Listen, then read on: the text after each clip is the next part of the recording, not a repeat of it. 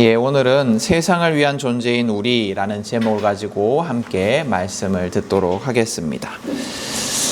옛날에 소금이 엄청 많아서 소금 왕국이라고 불리는 나라가 있었습니다. 그 나라 왕에게는 세 딸이 있었어요. 세 명의 딸이 있었습니다. 어느 날 왕은 세 딸에게 아버지를 얼마나 사랑하냐라고 물었어요. 첫째 딸이 뭐라고 대답했을까요? 첫째 딸이 뭐라고 대답했을까요? 하늘만큼?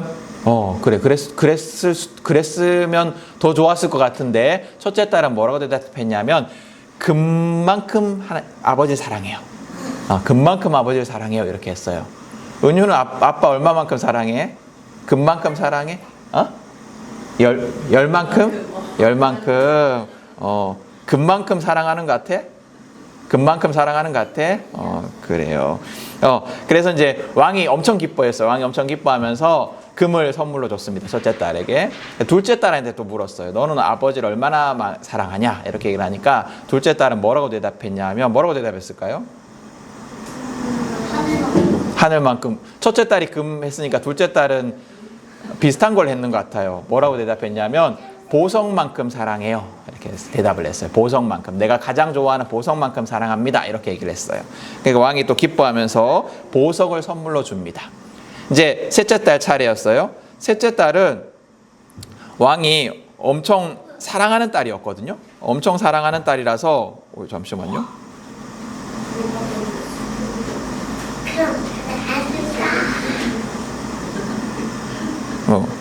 엄청 사랑하는 딸이었어요. 엄청 사랑하는 딸에서 기대를 했습니다.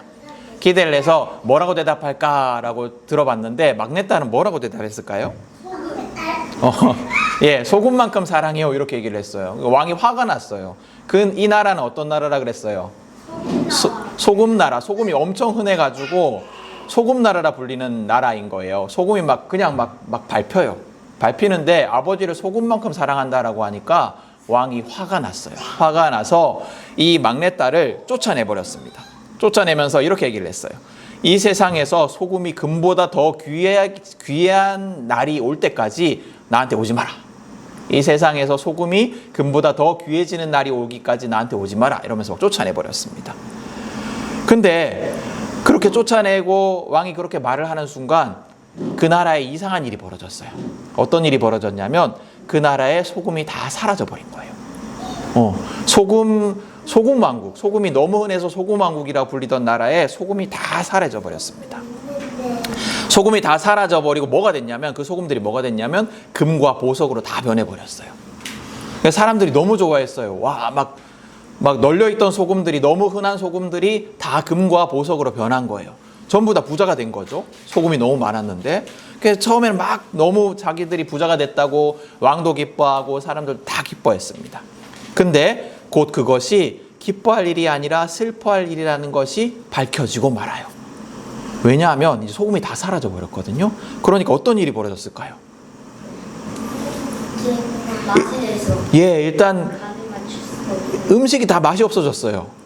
귀한 요리 재료로 돈이 많으니까 귀한 요리 재료를 사가지고 요리를 만들었는데 소금 간을 못하니까 맛이 다 없어졌어요.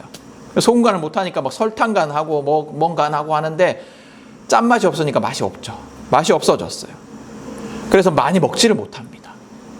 그리고 또 소금이 없으니까 가축들도 병이 들기 시작했어요. 소금을 먹어야 되는 가축들이 병이 들기 시작했고, 사람들도 소금도 못 먹고 음식도 못 먹고 이렇게 하니까 기력이 없어집니다. 그래서 왕이 이웃나라에 가서 소금을 얻어와라 이러면서 사람들을 보냈는데, 이웃나라도 이미 이제 소금이 귀해져가지고 이 나라의 소금이 다 사라져버렸으니까 이 나라에서 소금을 사던 그 나라들이 옆에 있었을 거 아니에요? 근데 소금이 다 사라져버렸으니까 소금이 귀해져서 사올 수가 없었습니다. 이제 이 이야기가 뭐냐면, 슬로바키아라는 지역에 이렇게 전해져 오는 전통 전래 동화 이야기랍니다. 전래 이야기랍니다. 근데 이제 제가 봤던 거는 이거 영화로 만든 그거였어요. 그래서 옛날에 영화를 봤던 기억이 나요. 무슨 주말의 명화 이런 데서 그렇게 봤던 기억이 나서 이 내용이 생각이 나서 오늘 설교를 준비하면서 생각이 나서 찾아보니까 요런 원래 전래 동화 이야기였다라고 하더라고요. 자, 여러분, 만약에 소금이 없어지면 어떤 일이 벌어질까요? 우리에게 소금이 없어지면 어떤 일이 벌어질까요?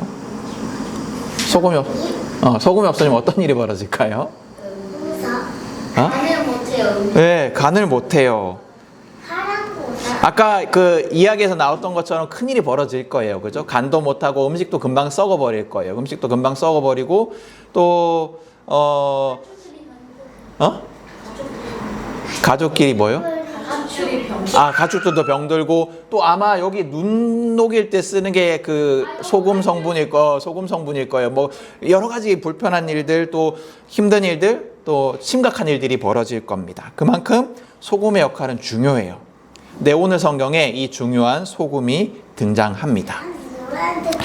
우리 지난주 살펴본 성경에서 예수님은 제자들에게 뭐라고 말씀하셨냐 하면 세상의 눈으로 보기에 세상의 관점으로 보기에 복되지 않은 사람들이 사실은 복 있는 존재다 라고 말씀을 하십니다.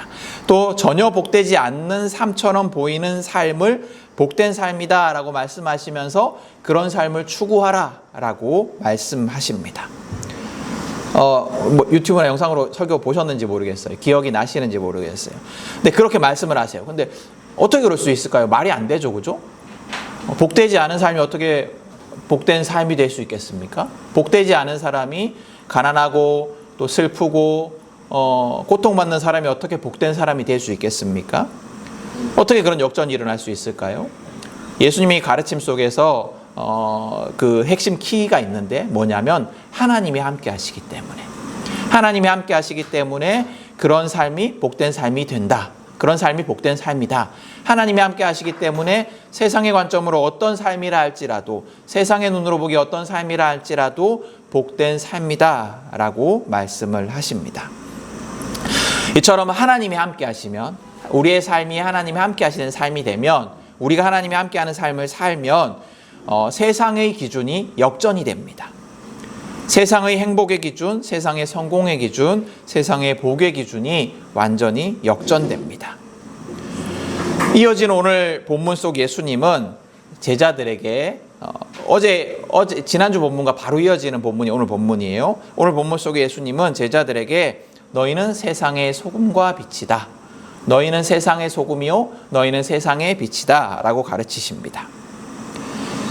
제자들에게 소금과 빛이 되어라. 소금과 빛이 되어라 라고 말씀하시는 것이 아니고 지금 소금과 빛이다 라고 말씀하세요. 그러니까 소금과 빛이 제자들이 지향해야 하는 삶의 목표가 아니라 삶의 모습이 아니라 제자들의 지금 존재다 라고 말씀을 하십니다. 이 차이는 중요합니다. 소금과 빛이 되어라 라는 것과 지금 소금과 빛이다 라는 두 문장 사이에는 큰 의미의 차이가 있어요. 여러분 소금과 빛이 되라는 말씀은 지금은 소금과 빛이 아니다 라는 것을 전제합니다. 그죠? 지금은 소금과 빛이 아니다. 이 말을 듣고 있는 너희가 지금은 소금과 빛이 아니다 라는 것을 전제합니다. 그래서 앞으로 그런 존재가 되기 위해서 애쓰면 됩니다. 그러나 소금과 빛이다. 지금 소금과 빛이다 라는 말씀은 지금 소금과 빛이기 때문에 소금과 빛답게 살지 않으면 안 돼요. 지금부터. 지금. 그러니까 더 강력한 의무죠. 그죠? 소금과 빛이 되라는 것은 나중에 그렇게 되면 되는 건데 지금부터 애쓰면 되는 건데 지금 소금과 빛이다 라는 것은 지금 바로 소금과 빛처럼 살지 않으면 안 되는 겁니다. 더 강력한 의무예요. 또 소금과 빛이 되라는 명령은 변화의 노력이 필요하다라고 한다면 소금과 빛이라는 선언은 변화의 노력이 아니라 내가 어떤 존재인가를 깨닫는 깨달음이 필요합니다.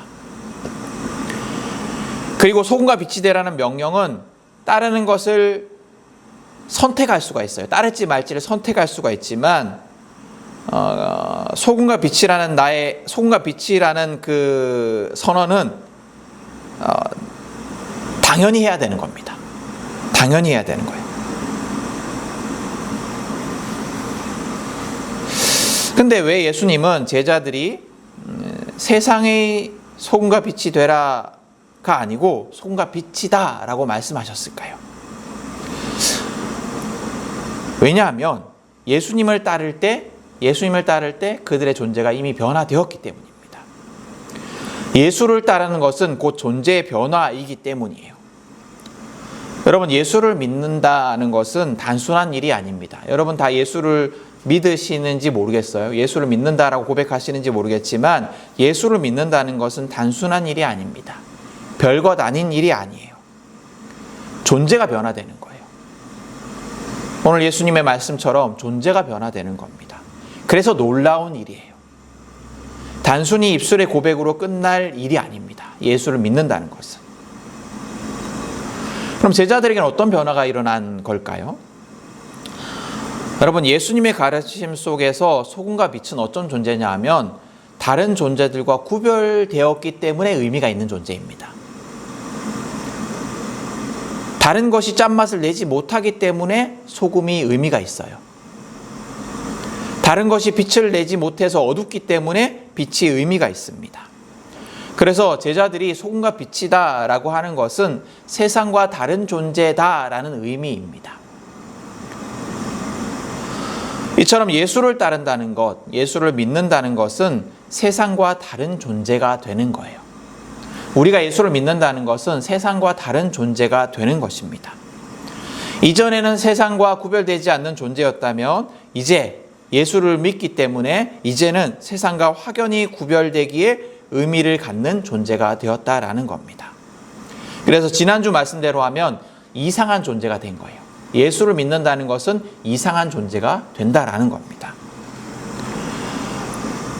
여러분, 예수를 믿는다는 것의 의미를 모든 사람들이 바라는 행복을 얻는 것에, 또 모든 사람들이 원하는 평화를 얻는 것에, 또 모든 사람들이 원하는 부와 성공과 안정을 얻는 것에 둔다라면 그건 크게 오해를 하는 겁니다.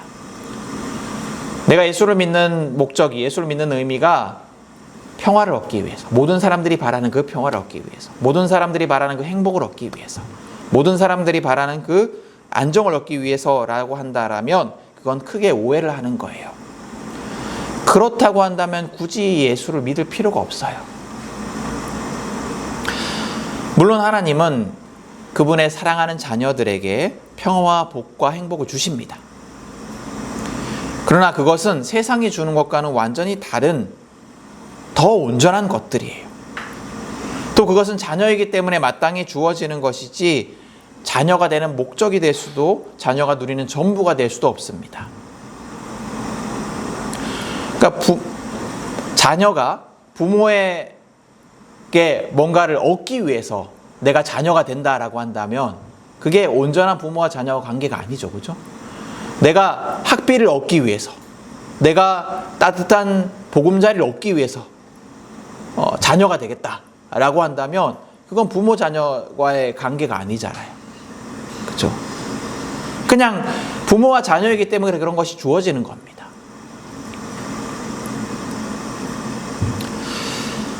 우리가 예수를 믿는 이유는 세상이 말하는 세상적인, 세속적인 행복 때문이 아닙니다. 하나님의 자녀로서 세상 누구도 누릴 수 없는 특별한 사랑을 누리기 위함이에요. 특별한 하나님의 사랑을 누리며 특별한 사랑으로 하나님을 사랑하기 위함입니다. 하나님과 하나 되는 그 사랑 속에서 세상이 바랄 수도 꿈꿀 수도 상상할 수도 없는 완전한 복을 누리기 위함입니다. 이 완전한 사랑의 관계가 하나님 나라의 복이에요. 상상할 수 없는 행복과 기쁨과 평화입니다. 세상의 어떤 고통과 눈물과 아픔도 녹일 수 있는, 세상의 어떤 쾌락과 평화와 소유도 무가치하게 만들 만한 그런 복이 하나님과의 관계 속에서 얻어지는, 하나님의 자녀된 우리가 누릴 수 있는 복이에요. 이처럼 예수를 믿는다는 것은 여러분, 소금과 빛처럼 세상과 구별된 존재가 된다라는 겁니다. 그런데 그것으로 다가 아니에요. 동시에 제자들은 세상을 위한 존재가 됩니다.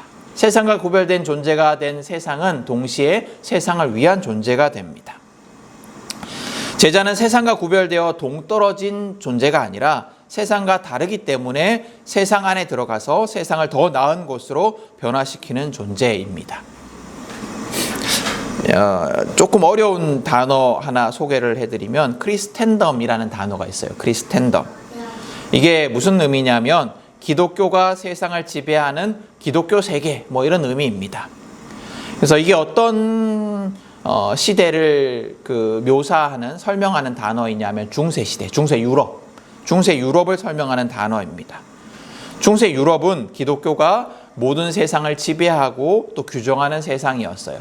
교회의 법이 곧 세상의 법이고 나라의 법이고 교회의 권력이 곧 나라의 권력인 그런 세상이었습니다. 그래서 교회의 법과 문화 관습이 곧 세상의 법과 문화 관습이었습니다. 유럽을 기준으로 볼 때 지금 세계는 포스트 크리스텐덤이라고 불러요. 그러니까 교회의 지배가 해체된 세상이죠. 그래서 현대는 종교와 정치가 분리되어 있습니다. 유럽뿐만 아니라 모든 세계가 대부분의 나라들이 다 그렇습니다. 대부분의 나라들에서 종교가 정치에 영향을 미치는 것을 경계합니다. 그래서 종교라는 것이 개인의 차원에만 머물러 있기를 요구해요. 공적인 영역이 아니라 사적인 영역에만 있기를 원합니다. 그런데 그렇게 세상이 요구를 하지만 꼭 그렇게 돌아가지도 않습니다. 지금도 우리나라만 봐도 지금도 이제 종교와 정치 세력이 결탁하여서 영향을 미치는 일들이 많이 있습니다. 요즘 그런 것 때문에 수사도 하고 특정 종교가 이렇게 정치 세력과 결탁했다고 해서 수사도 하고 법도 만든다라고 하는데 대부분의 나라들에서 이런 일들이 벌어져요. 특정 정치 세력이 특정 종교 세력의 지지를 얻기 위해서 애쓰고 또 종교 세력도 정치 세력과 결탁해서 자신의 힘과 권력을 강화하려고 합니다. 서로의 필요를 위해서 막 이용을 하는 거죠. 그래서 기독교 국가에서는 교회와 정치 세력이 그렇게 결탁하기도 하고 또 이슬람 국가에서는 그 나라의 종교가 그런 식으로 또 불교 나라에서는 불교가 그런 식으로 결탁하기도 합니다. 근데 저는 이런 식으로 종교가 세상에 이런 방식으로 종교가 세상에 영향을 미치는 것은 나쁜 일이라고 생각을 해요. 어떤 종교든 세상의 권력이 탐을 내는 그런 종교라면 세상의 권력이 탐을 내는 종교라면 그건 바른 종교라고 할 수가 없어요. 여러분 그 종교 권력이라는 것이 정통 기독교라고 하더라도 그건 문제가 있습니다. 여러분 교회라는 조직이 곧 진리는 아닙니다. 교회라는 조직이 곧 진리는 아니에요. 기독교라는 어떤 종교가 곧 진리는 아닙니다. 하물며 그 기독교라는 종교가 세상 권력이 탐낼 만한 힘을 가지고 있다라고 한다면 그건 예수님과는 너무나 거리가 먼 기독교예요. 여러분 우리가 아는 예수님은 성경이 기록하고 있는 예수님은 힘에 비판적이었어요. 종교 권력에 비판적이었습니다. 예수님 당시의 유대 종교, 하나님을 믿는 유대 종교는 하나님을 믿는다라고 하면서 하나님의 아들인 예수님을 십자가에 못 박습니다. 왜냐하면 예수님이 그 종교 권력에 비판적이었기 때문에. 여러분 진리가 어떤 고정적인 형태가 될 때 그건 배타적이 됩니다. 우리가 아닌 것을 나누고 우리를 지키기 위해서 우리가 진리라고 말하는 것을 지키기 위해서 보수적이 돼요. 종교 권력이 바로 그래요. 그러나 여러분 성경의 진리라는 것은 고정이 될 수 없어요. 만약에 그 진리라는 것이 고정이 되려면 우리가 완전히 이해를 해야 돼요. 완전히 이해해야지 딱 정리해서 이게 진리다 라고 고정할 수 있을 건데 우리가 믿는 하나님은 그분의 피조물인 우리가 완전히 이해할 수 없는 신이십니다. 창조주예요. 피조물이 절대 이해할 수 없는 창조주입니다. 그래서 우리가 아는 하나님, 우리가 알고 있는 하나님에 대한 지식은 하나님에 대한 어떤 것들은 모두 다 잠정적이에요. 하나님이 우리에게 보여주시는 만큼만 우리가 깨닫는 만큼만 우리가 알 뿐입니다. 그러므로 우리가 진리 앞에서 가져야 하는 마음은 내가 확실한 진리를 깨달아 알아서 소유하겠다라는 것이 아니라 지금 내가 알고 믿는 것에 대한 겸손한 마음입니다. 언제든 하나님의 가르침 앞에서 내가 알고 믿는 것에 대해서 내려놓고 돌이켜 다시 깨닫겠다라는 마음이에요. 내가 아는 것이 확실한 진리다. 내가 아는 것이 배타적인 진리다라고 믿고 확신하는 것이 아니에요. 우리가 가져야 하는 마음은 겸손한 마음이에요. 내가 아는 것도 아닐 수 있다. 하나님이 말씀하시면 내가 아는 것을 내려놓을 수 있는 마음.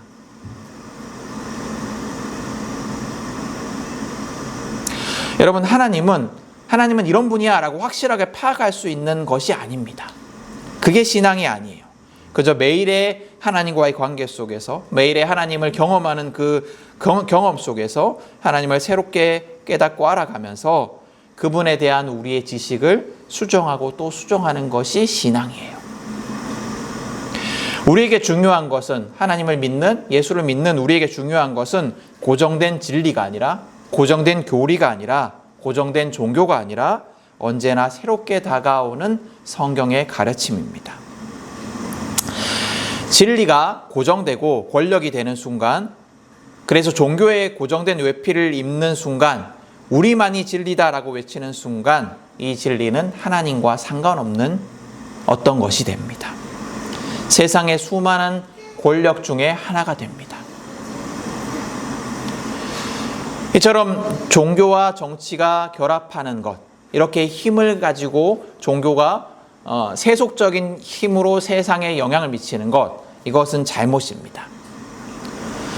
근데 마찬가지로 저는 반대로 종교와 정치가 완전히 분리되어서 종교가 사적인 영역에만 영향을 미치고 도덕적인 인간을 만들어내는 그런 사적인 규범이 되거나 또 평화를 얻는 그런 힐링 센터에 머무는 것도 잘못이라고 생각을 합니다. 예수님은 제자들에 대해서 그냥 소금과 빛이다 라고 말씀하신 것이 아니라 세상의 소금, 세상의 빛이라고 말씀을 하십니다. 세상과 분리된 존재가 아니라 세상을 변화시키고 세상을 밝히는, 그래서 세상을 더 낫게 만드는 소금과 빛이라는 의미예요. 여러분, 예수를 믿는 신앙은 사적인 영역에만 영향을 미치는 신앙이 아닙니다. 내 구원, 내 평화, 내 소원 성취, 내 안정, 내 행복만을 위한 것이 예수를 믿는 신앙이 아니에요. 여러분, 그런 마음으로 예수님을 신앙하고 있다면 예수님에 대해서 크게 오해하고 있는 것입니다. 예수님은 고작 그 정도의 구원을 이루기 위해서 이 땅에 오신 것이 아닙니다. 우리가 예수를 믿을 때 우리는 예수님의 놀라운 사랑을 누립니다. 예수님이 주시는 세상이 줄 수 없는 평화를 누려요. 우리는 예수님의 완전한 구원을 매일의 삶 속에서 경험합니다. 우리가 바라는 것보다 더 좋은 것 주시는 예수님의 풍성한 선물을 누려요. 그러나 그것이 다가 아니에요. 예수를 믿는 믿음은 이기적일 수 없습니다. 나에게만 관심을 집중할 수 없어요. 예수님의 사랑을 누리는 우리는 동시에 우리가 누리는 것으로 세상을 섬기는 존재가 됩니다. 세상을 더 나은 곳으로 변화시키는 존재가 됩니다. 세상을 향한 예수님의 구원의 통로요, 도구가 됩니다.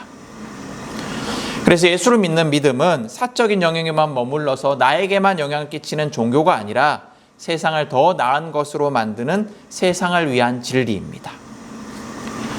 왜냐하면 예수를 믿는 우리뿐만 아니라 예수를 알지 못하고 심지어 하나님께 대적하는 세상 또한 하나님이 사랑하시는, 하나님이 구원하기 원하시는 피조물이기 때문입니다. 여러분, 우리가 예수를 믿고 신뢰하고 의지한다면, 우리가 그렇게 신앙한다면 우리는 예수님의 제자입니다. 우리는 지금 세상을 위한 빛과 소금입니다. 그렇다면 우리는 세상 속에서 어떤 존재로 살아야 할까요? 예수님이 아무 이유 없이 소금과 빛으로 제자들을 그리고 우리를 비유한 것이 아닐 겁니다. 그래서 한번 떠올려 보면, 소금을 한번 떠올려 보십시오. 소금이 어떻게 변화를 일으킵니까? 소금은 녹아 들어가서 음식의 맛을 변화시켜요. 소금이 그냥 그대로 그대로 그 형태를 가지고 뭔가 맛을 변화시키지 못합니다. 소금이 자기 형태를 잃어버릴 때 맛이 변화됩니다. 자기 형태를 고집하면 소금의 역할을 할 수가 없어요. 녹아야 해요. 마찬가지로 제자인 우리는 자기를 주장하거나 자기를 드러내기 위해서, 자기를 자랑하기 위해서 선한 일을 하는 존재가 아닙니다. 예수님이 그러셨던 것처럼 자기 영광이 아니라 세상을 향한 사랑을 이루기 위해서 행동하는 겸손한 존재입니다. 그러나 이 겸손이라는 소금은 강력한 효과를 일으킵니다. 세상을 더 좋게 만들어요. 우리의 존재로 인하여서 세상이 더 나아집니다. 우리의 존재로 인하여서 세상에 평화가 이루어집니다. 우리의 존재로 인하여서 세상에 기쁨이 생기고 세상에 의미가 생깁니다. 여러분, 때때로 따뜻한 사람들의 그 따뜻한 이야기, 따뜻한 행동에 대한 이야기를 들으면 그래도 세상이 살만하다라고 느낄 때가 있어요. 그죠? 마음이 따뜻해지고, 그걸 보는 마음이 따뜻해지고, 나의 마음이 따뜻해지고, 나도 저렇게 살아야겠다라고 다짐하게 하는 그 선한 사람들의 선한 행동을 우리가 경험할 때가 있습니다. 대단한 사람들이 아닌 일상에서 만나는 나와 비슷한 사람들의 그 친절을 통해서 우리가 그런 것들을 경험할 때가 있어요. 여러분, 우리는 그런 존재들이 되어야 합니다. 다른 사람들에게 따뜻한 마음을 전해주고, 다른 사람들에게 친절을 베푸는, 다른 사람들에게 세상이 그래도 살만하구나라고 느끼게 하는. 또 여러분, 소금은 세상을 거짓과 불의로 썩지 않게 만듭니다. 제자인 우리는 우리가 속한 곳, 직장, 가정, 사회, 그리고 우리가 머무는 모든 곳이 불의하지 않도록 만드는 정직한 존재입니다. 누구나 다 부정을 행할 때 선한 삶을 살아서 부정을 행하는 이들이 부끄러워지도록, 세상이 더 나아지도록 만드는 존재가 소금인 우리예요. 자, 이제 빛을 한번 또 떠올려 보세요. 오늘 성경에서 예수님은 빛이 감추어져서는 안 된다라고 말씀을 하셨어요. 말 아래 두지 않는다라고 성경에 기록되어 있죠. 말 아래 두지 않는다. 이게 무슨 말이냐면, 말이 뭐냐면 이게 말통을 말해요. 큰 통. 큰 통 아래에 등불을 내려놓지 않는다. 그럼 빛이 안 비춰지잖아요. 그렇죠? 그러니까 그 위에 놔야 된다. 이 소리거든요. 그래서 예수님은 빛이 감추어져서는 안 된다라고 말씀을 하세요. 우리는 내면의 평화와 안락에만 머무는 큰 통 속에 감추어진 빛이 아닙니다. 나 개인만 잘 되면 되는 그런 빛이 아니에요. 우리는 세상을 밝히는 빛입니다. 우리가 살아가는 사회의 부조리에 대해서, 또 약자를 착취하는 세상에 대해서, 또 폭력을 선이라고 말하는 세상에 대해서, 또 하나님의 형상을 따라 만든 존귀한 소중한 인간이 인간답지 못한 삶을 살게 만드는 세상에 대해서 목소리내어 어두워짐을 밝히는 그런 빛인 존재들입니다. 사람들은 착각해요. 예수님의 이름으로 세상을 이기는 것, 세상에 승리하는 것, 교회가 세상의 우위에 서는 것, 이것이 빛의 역할이라고 착각합니다. 그래서 교회의 이름으로, 또 예수님의 이름으로 하나의 세력을 만들어서 세상 세력과 경쟁하면서 세상의 방식대로 싸우고 승리하려 듭니다. 자기가 믿는 교리를 진리로 여기고 그 교리로 세상을 가르치려 들어요. 폭력까지 마다하지 않고 이른바 성전을 치릅니다. 거룩한 전쟁을 치릅니다. 이런 착각 속에 있는 사람들은 우리 17절 이하에 나오는 율법주의자들 같습니다. 율법의 본래 의미, 율법을 주신 하나님의 본래 의미는 생각하지 않고 율법의 문구들을 폭력적으로 적용하는 사람들이에요. 그러나 예수님은 율법을 완성하러 오셨습니다. 율법을 주신 하나님의 본래 의도를 이루기 위해 오셨어요. 그 본래 의도가 무엇이냐? 사랑입니다. 그래서 빛인 존재는 하나님의 사랑을 세상에 비추는 존재입니다. 우리는 예수님을 통해 드러난 하나님의 사랑을 어두운 세상 속에 비추는 존재입니다.